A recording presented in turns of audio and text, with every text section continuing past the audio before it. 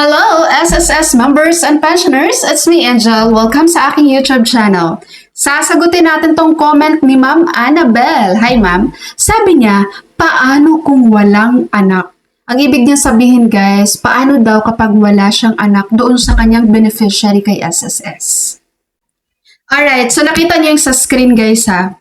Ito lagi ang susundin natin na order of beneficiary sa SSS. Okay, mga ma'am, answer natin dyan. Itong primary beneficiary, ibig sabihin po, ito po ang inyong legal spouse at below 21 years old na anak. Hindi kayo pwedeng mag-reshuffle dyan, ha? For example, gawin yung primary ang magulang nyo, gawin yung primary ang kapatid nyo. Hindi po pwede, guys. Primary ay para lang talaga yan sa legal spouse at below 21 years old na anak. Okay? Ito namang secondary beneficiary natin, ito po ang magulang, mga magulang ng SSS member. Ito naman pong designated beneficiary, ito po ay kung sino ang nilagay na member na beneficiary niya sa SSS. Magagamit lang po itong designated beneficiary kapag walang primary at secondary, ha? Okay? And then, ito namang si legal heirs kapag walang nakalagay sa designated beneficiary si member. And then, biglang may mag-claim sa SSS. So, ang titingnan ngayon ni SSS ay doon na sa legal heirs. Kung sino karapat-dapat na tagapagmana. Ngayon, sagutin natin tong comment. Paano daw kapag walang anak ang isang SSS member? Kung wala ka pong anak, pero meron kang legal spouse, si legal spouse mo po ang pangunahing beneficiary mo sa SSS. Dahil siya po ay pasok sa primary beneficiary. Tandaan nyo lagi, guys, ang primary beneficiary ay legal spouse at below 21 years old na anak. So ngayon kung sabihin mo, ma'am, wala po akong asawa, hindi po ako kasal. Kapag ganun po, then i-ex na natin tong primary beneficiary. Ibig sabihin wala kang primary beneficiary. Ngayon, mag-proceed tayo sa susunod mo na beneficiary. Yun po ay itong secondary beneficiary. Ito po yung mga magulang mo, SSS member.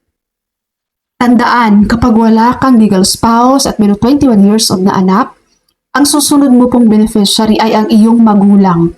Sila po ang iyong secondary beneficiary. Ngayon po, pag wala ka ring secondary beneficiary, wala kang mga magulang, then, dito tayo sa susunod, ang designated beneficiary. Itong designated beneficiary, ito po yung nilagay mo na beneficiary sa SSS in the absence of primary and secondary. Pag walang primary and secondary. Okay?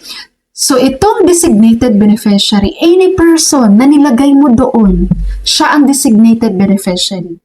Halimbawa, nilagay mo doon yung kapatid mo, or kaya pamangkin mo, or apo mo, or ka-live-in partner mo.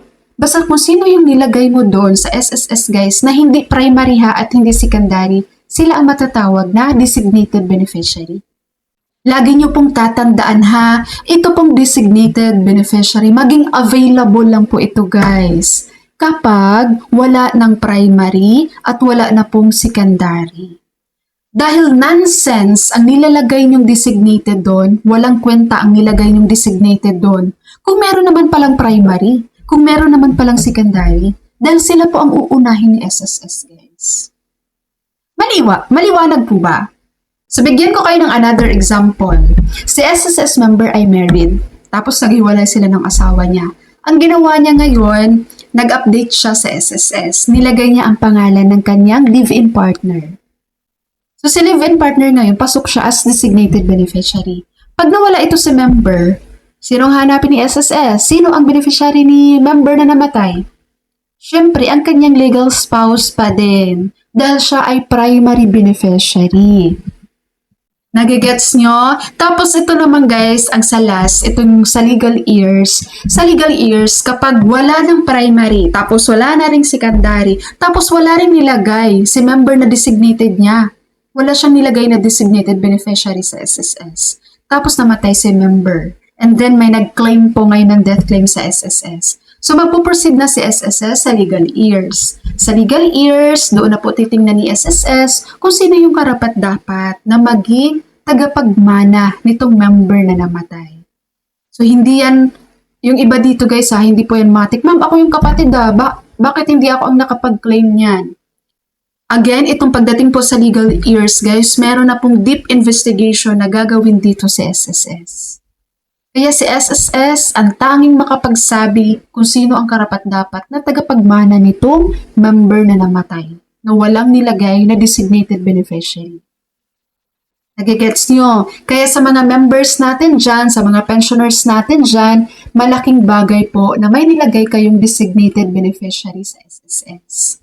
Para pag nawala yung primary nyo, nawala din yung secondary nyo, meron pa namang nakalagay doon sa SSS records nyo bilang designated beneficiary. Para hindi mahirapan yung gusto nyong mag-claim ng death claim nyo sa SSS.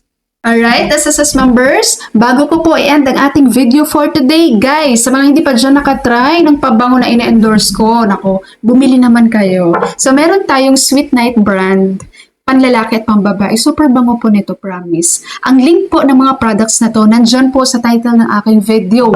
I-click nyo lang po yan. Okay, so that's all for my video for today. Thank you so much for watching, everyone. God bless you all.